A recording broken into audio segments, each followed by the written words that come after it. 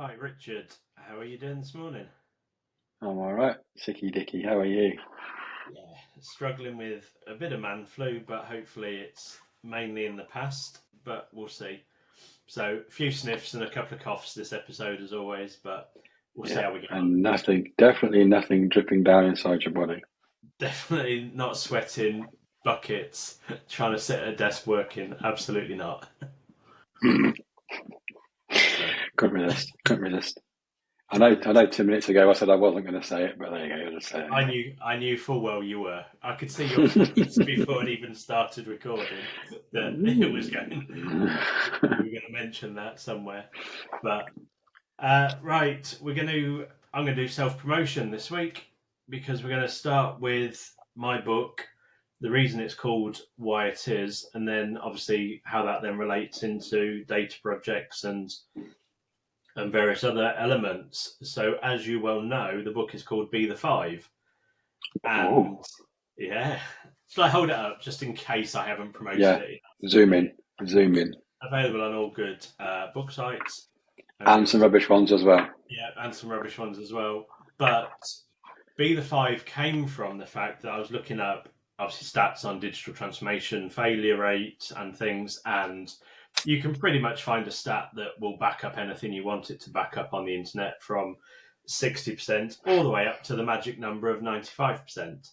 Uh, and it wasn't necessarily saying 95% fully fail, it was saying 95% fail to hit every single benefit they planned on hitting. But also the book has 5 steps in it. The methodology is 5 different stages. So be the five worked. So the title is how do you be in the 5% that do succeed and hit their targets, not in the 95% that don't. But I think whether you want to argue about whether the stat is 95% or 60% or 80%, it's still ridiculously high for projects that you should have a level of control and understanding over. And as I mentioned, some of that might be that you don't actually know what success is, you don't know the ultimate outcomes that you're trying to achieve. But I think sometimes we dive into delivery or the solution before we actually fully understand those things. What is it we're trying to achieve? What are the outcomes? And actually, what are those going to drive different behaviors with us, or how we're going to operate business differently because we've now done this, because it's very, very easy and quick to go, oh, I blame the technology. We haven't moved on because the tech didn't do it, or the data was wrong, or this didn't work, or I don't look at my dashboard anymore because it's rubbish. But they never really knew what to do with it anyway. And I know you obviously googled a few stats as well on data projects and failure rates within those, and again ridiculously high. It's interesting, isn't it? I think, in some respects, being realistic, it can be some of the fact that maybe the tech was maybe the wrong choice, and it's perceived a failure because it doesn't necessarily give everything they need, which leads into things like tech debt and multiple platforms, which is something that happens quite a lot. Is there also an element of training and accountability involved as well? Whereas, as I said before many times, that any platform is only ever as good as the people using it. So that has to also be brought up as well to create that mindset and create that skill set that people will look at it and go, okay, well, what's that? Why is that question there? What does that do? So I think it's a whole stack of things. And if you think about it has a lot going against it. But is this down to maybe a lack of data maturity in organizations where they go, okay, well, we need a dashboard is the first, you can maybe get a feel. Can you get a feel for that early on by the questions that are played back to you about what the aims are for the project? Because I always go, well, what are you looking to achieve, and then why, and then why again, and then why again, and then keep going until you bottom it all out, because then you get to the key aim of what you're trying to do. And sometimes it might not even be a data project at all. It could be a process issue that they're trying to understand and overcome, in which case the data project is doomed to fail because you're trying to use that to overcome a process question or an issue with some ERP system or something like that. So it's a bit of a, there's lots of moving parts, I think, and maybe the lack of data maturity comes in where it's just, oh, I just need a dashboard. It can't be that hard. And technically, no, it's not. But what are you, but then making it relevant, keeping it relevant, bringing people up to speed, and solving a challenge with it, and overcoming problems, and then keeping that progression moving and that evolution. That's the harder bit. Anyway, back to your book. Back to my book. Strategy. But I do link it in a way, and luckily I can promote the book because it's my podcast, so I can do what I want. It's our podcast, so I can do what I want. But yeah, a lot of the stuff I see as well is the fact that the strategy is quite weak or very generalized. It's we want to be better, or we want to do this differently, or things like that. Whereas I'm very much put actual numbers, quotes in, but your strategy in essence is this is where we are today, and this is where we want to get to, and here's a list of problems that are stopping us from getting there. And everything we're doing as an action within the organization, whether it be a data project, a digital one, a people one, or what, is to remove those problems or fix as many as possible so that you can achieve your ambition. And I don't think enough time, thought, and effort is given to looking at that strategically and looking at it as a proper strategy. Most of the ones I see in the local government side of things are quite woolly, buzzword bingo kind of strategy documents that just talk about the latest tech, and they love to put 4 columns and 8 pillars and things that they're going to do. There's nothing practical in it that you're actually saying, this department want to achieve this, and here's something that's stopping them. How do we fix it? And we fix it by doing this. And even if you look at something like Prince 2, for me, a lot of even the business case element of Prince 2 comes in, it's all at the wrong point for me, because you should understand the projects and what you're doing and why you're doing them as part of the strategy. That's what's driving your behavior and what you're doing. So the benefits aren't something you sit and think of as you're writing the business case. The benefits are, did we remove the problems that now is allowing you to hit the ambition you wanted to hit? Whereas actually what's in my experience in the sector is someone goes, we're going to do a project. Can you write me a business case? And it must have 7 benefits in it. And you end up almost like sitting going, right, what can I put as a benefit? Oh, it will save some time. There's a benefit. Oh, it will cost a bit less. There's a benefit. But none of those are actual real benefits. And I think all of this factors into those success rates is because you haven't strategically linked everything you're doing. So again, if you look at a local government digital strategy, you'll very, very rarely see one that says, like, housing over the next 5 years have the ambition to achieve this.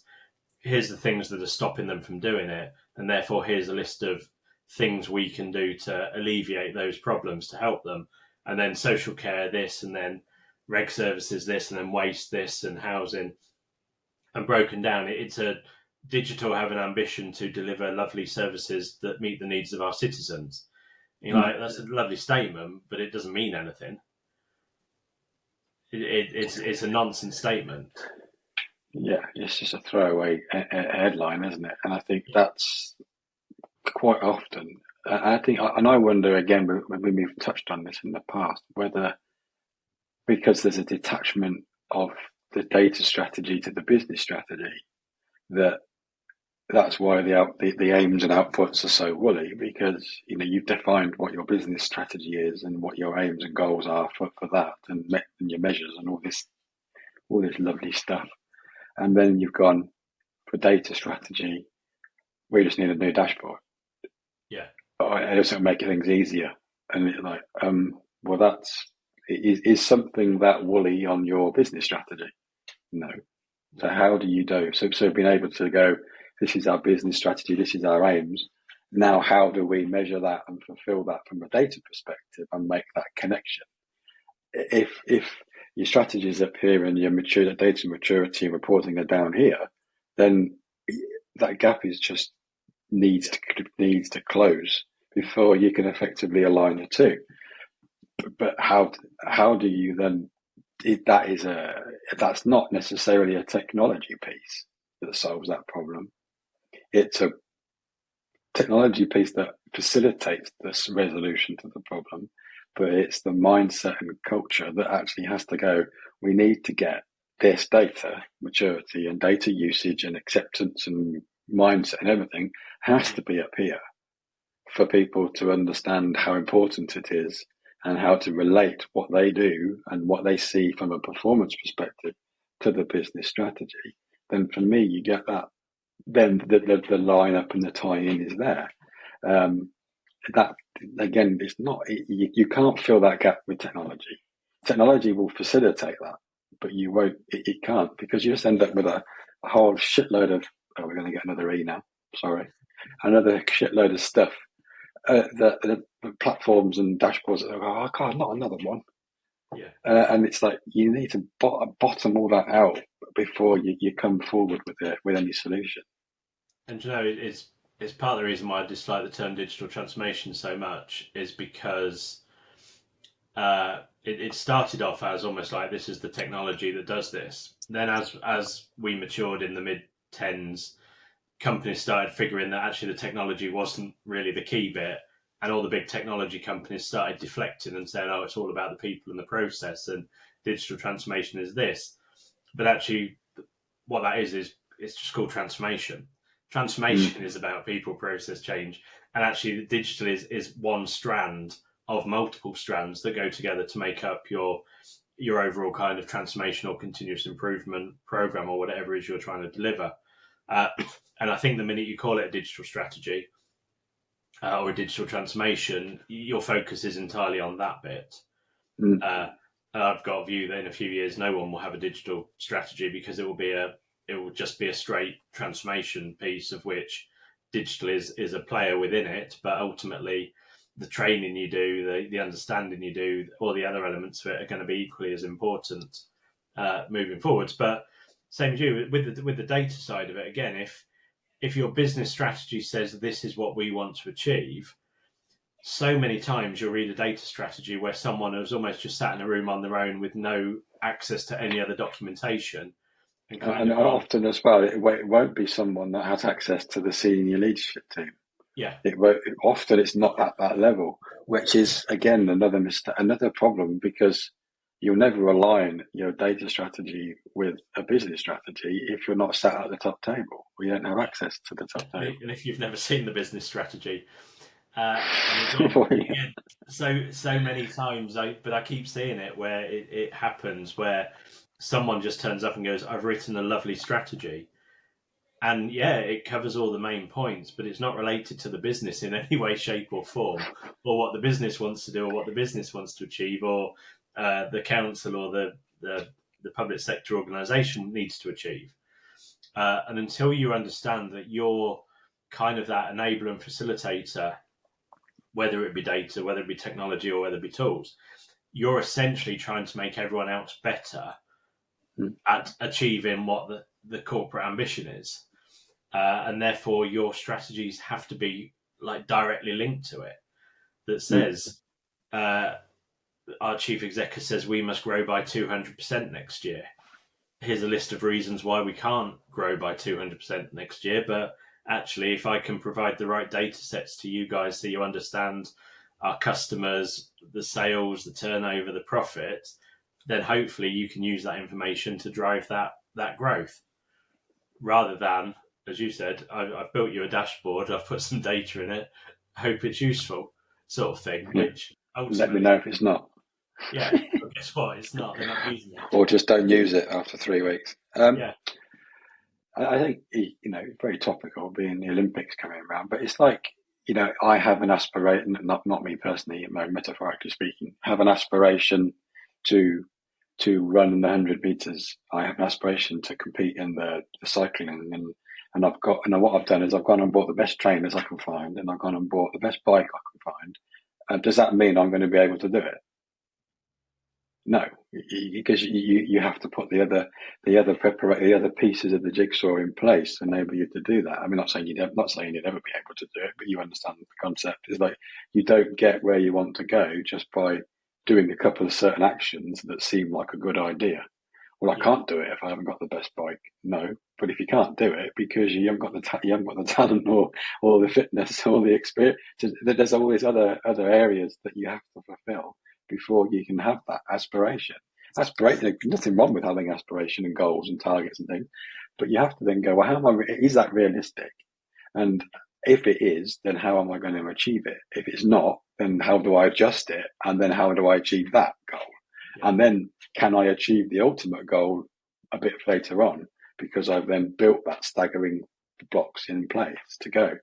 Too often is it a case that we just go lurching straight for the big, golden egg that somebody says at the end of the rainbow, that suddenly you can't go. I think I'm merging stories there, but you know what I mean. To be able to do that, and it does the golden egg at the end of a rainbow. Oh dear. But it's no, like I could throw one different one in a minute. But yeah, you know what I mean. It's like where do you have to just go right. Okay, well, where do we want to get to? Is it realistic? Yes, no. How do we get there? Can we build towards it by having a more of an aspirational goal? And there's nothing to say that halfway through the year you can't go. Do you know what? We're already smashing what we needed to do. So let's realign what the strategy needs to be, because we're going to, capture the fact that we're going to exceed it. But then, okay, well, can we adjust it and keep that aspiration, keep that carrot at the end to pushing and pushing and pushing? yeah, and that's key, isn't it? It's not the other biggest failure I see is it's almost like they do a one-off strategy and that's it for 5 years. And off you go. I've written my strategy. That's it. 5 years off you go. But actually, yeah, have you hit aspirations early? Are you above? Are you tracking well above what you thought you were going to do? Are you tracking well below what you thought you were going to do?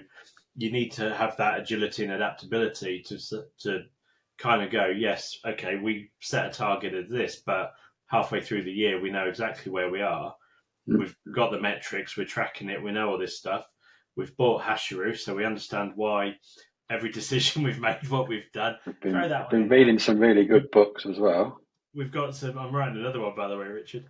Are you? We've got all that information in, so you can actually halfway through the year go. Do you know what? We're going to change what we want to achieve this year. Yeah, and don't even wait that long. I mean, if Yeah, it already looks like you're going to hit it, then keep going.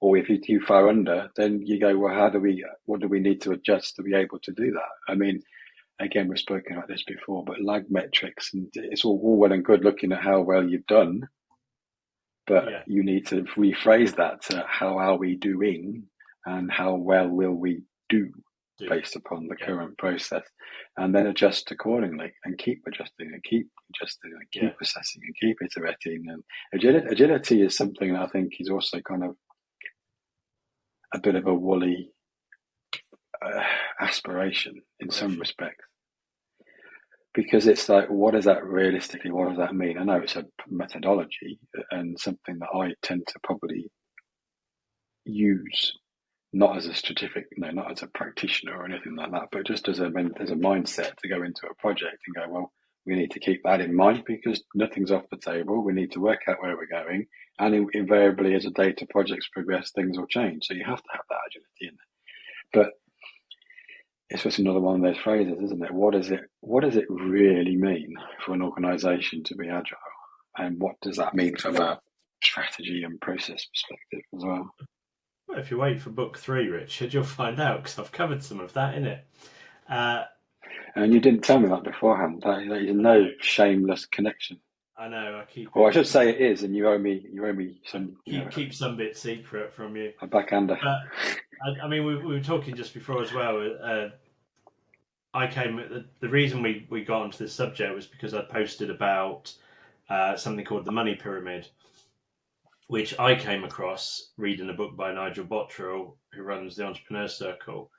I don't know if it's his or whether he's taken it from somewhere else. So I don't want to throw things out there saying it's his and it's not. But the money pyramid basically is almost like 1% of businesses are absolutely flourishing, have got no issues, 4% doing okay, the next 15% above average, but actually 60% are struggling really badly and 20% are broke. And I don't think necessarily everyone knows how to get out of almost like the bit of the pyramid they're in, and they can't see that. They can't see the steps forward, and they don't have visuals of the data. They don't understand why some things are going well and some things aren't going well, and they're not able to track that. And I think if there was a bit of a better, say, understanding of how you link what you want to achieve with your business with kind of like how you use your data, how you use your technology, how you do this, I do think some of the organizations towards the bottom end of that would actually start to move up the pyramid and start to do better. Because I bet if you go into the 1% at the top, they've got metrics measuring pretty much everything that they do and exactly how they're performing, and can see in an instant what needs to change or where they need to go. Excuse me. So I do Which is think quite interesting, isn't it? Which is why, it's still, going back to the very, very first episode, it's like there's still this strange kind of attitude towards using data. It's always something that's kind of, no, it's going to, but I think one of the phrases I use is that, and I don't think I mentioned this, but it's data's an asset. It's a business asset in your organization, whether it's monetary and you use it to commercialize the data, or whether or not, it's still a business asset. Now, but it has to be then treated in the same way and used in the same way as any other asset, like property, stock, workforce, vehicles, anything like that. You put that to use to be able to grow your business. Data is no different, and it's there. You're producing it, you're consuming it, whether you accept that or like it or not. You are doing that. Literally, in the modern world, there's absolutely no way in the world that you're not, one way or another. Different capacities and scale, obviously, I'll take that, but there is that. So how do you then go, well, how am I going to use that at best to inform what I need to do? Yes, you can produce, financial metrics and performance, which you'll get at the end of every year from an accountant or something like that, or you can get them out of accounting package software, which is fine. It's good. But then how do you go, well, what does that really, how do I know from the whole of the business what I need to do now? How can I put that to use?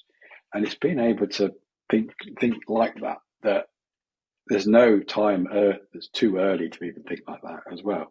Quite often, startups and small businesses will go, oh, I haven't got time to do that. But the ones, as you say, the ones that flourish, and I know businesses that have been exited, and the guys were very data savvy very early on and knew what they needed to do and measure and increase and change, and they flew in the last few years and then exited recently. And you're going, wow. And it's kind of like, it's people that have that switch quite early on, because it's easier to do it early on than it is to retrofit something as well. It just doesn't. Yeah, project, it's a lot easier. Yeah, and you're working with small amounts of data and easier to interpret, understand. But then it grows and scales, so you can what you then do, and your bit mindset and your any platform will then grow around what you're doing as an organisation as well. Yeah, but it's like you said, back to the very first episode, which was almost why are people scared of data in a way, isn't it? I think we've always said it's seen as that techie thing, the thing that the techies come in and do for us or present to us. I think it's a lack of ownership as well. It's a lack of responsibility for someone to take it by the balls, another E, by the balls or testicles, or by the bull's horns. Oh, the bull's horns. Yeah, that's another one. Yeah, by the scruff of the neck, or take let's be professional, Richard. So take it by take ownership for it and go. This is what we need to do. This is it. We have to do this. There's no question, and it's the way we want to operate. Is to be data driven is a cliche, and a lot of businesses claim to be data driven. But what does that actually mean? Going back to our strategy and aspirational point, but what it's there. You have it at your disposal. It's an asset, no matter how big you are or how techie aligned you are, or platforms you have it there available to you. Whether it's external sources of data that you can use to drive your decision making, it's all there. And yet, so it's strange, isn't it? I still don't fully understand, but I do think it is ownership. I think no one really wants to take it on.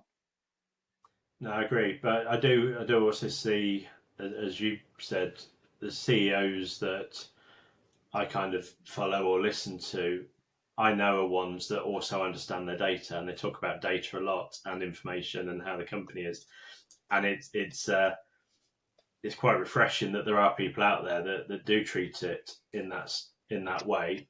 But I still think if we said the money pyramid 5% were flourishing, I'd say the kind of the 95% underneath that probably aren't using it in the proper way or understanding it properly, or have even really thought about it. And I think people, again, as we said in the first one, the minute you call it data, in people's minds it becomes something else, as opposed to the data. Yeah, as the data almost is, where it could be all your customers, their information, their job roles, who you should be focusing on it, the types of industries that actually are the ones that are really going forwards with your solution, that you should be pivoting towards and focusing on that market.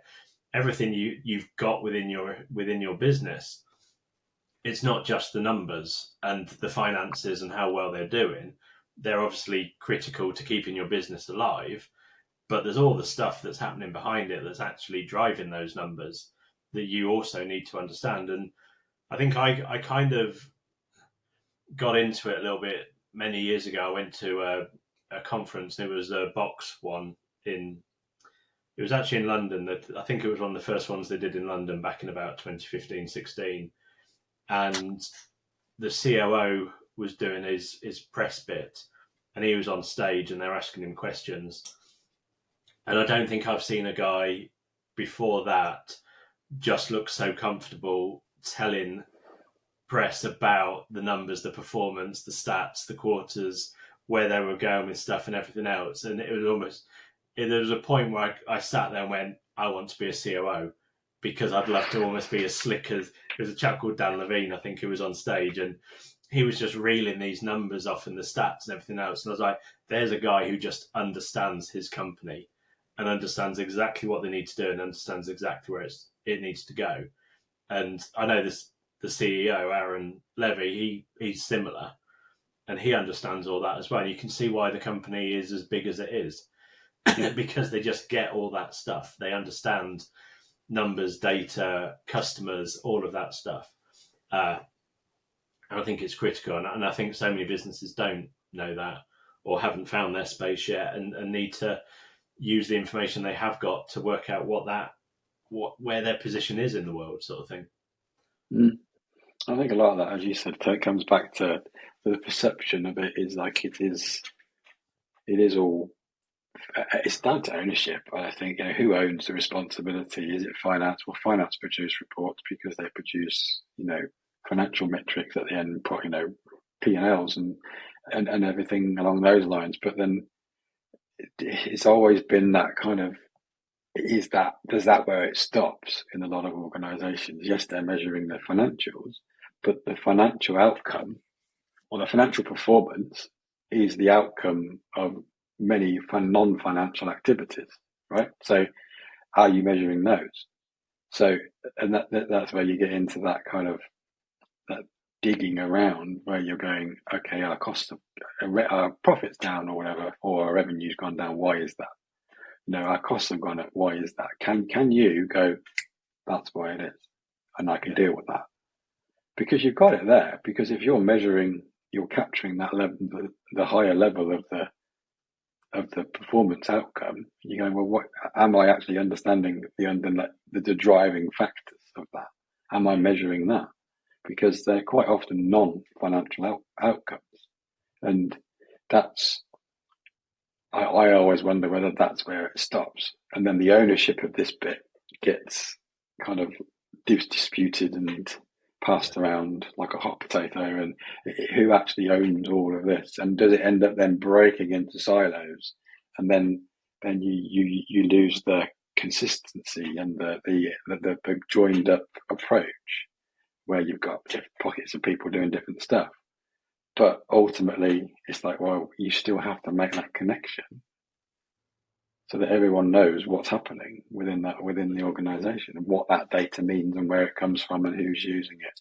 And I wonder if it just gets viewed as a financial output and then broken down into different silos, and that's where you end up with this kind of blur, a lack of Yeah. ownership. And I do as well. I see, I mean, particularly in companies I've worked in where your sales report effectively is how many leads, how many kind of meetings, how many presentations have we done, how many have come through the sales, and how big is the pipeline. Uh, and it's almost that's as far as we go. It's how many have we done and what's the pipeline at the end of it. Whereas actually the data about who they are, what they want, why they want it, I don't necessarily see that follow through and into operations who are then ultimately the ones who are going to deliver all of this once it's sold, looking at what they're doing and their capacity and what, or even what they're building or how they're doing it, to look at the work, to look at the sales pipeline and go, actually, if you do this, this is going to be a problem for us here because we can't deliver.